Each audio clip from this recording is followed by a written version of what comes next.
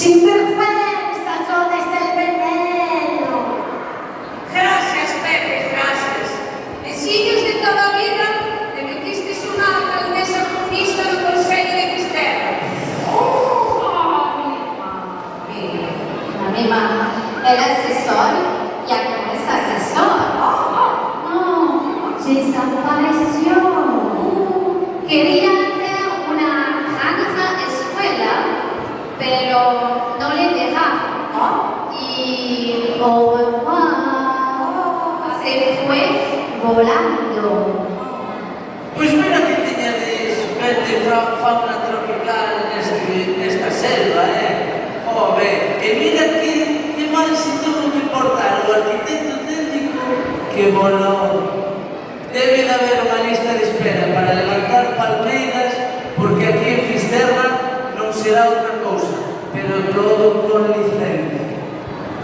O asesorillo falló claro. Pero bueno, xa que un pocho da Diputación, que non sigue iso. Bueno, entonces laboratorio, que é o que fai? É que Tito era moi papagallo, non sabes? Era de aquí papagallo.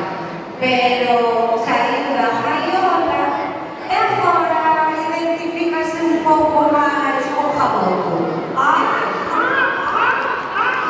E vai aos plenos e vota.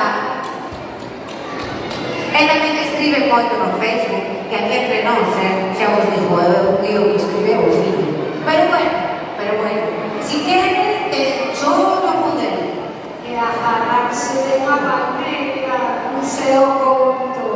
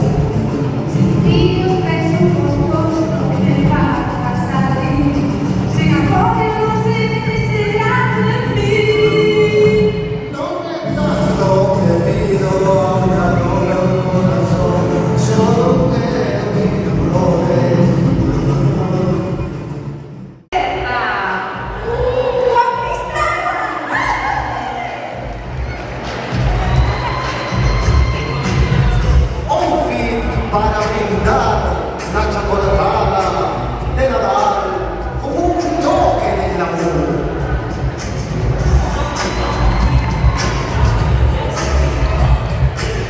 O pirata do máis estiloso para recibir o alcaldiño de Madrid que chegou esgotado de camiñar uns metros ata o faro.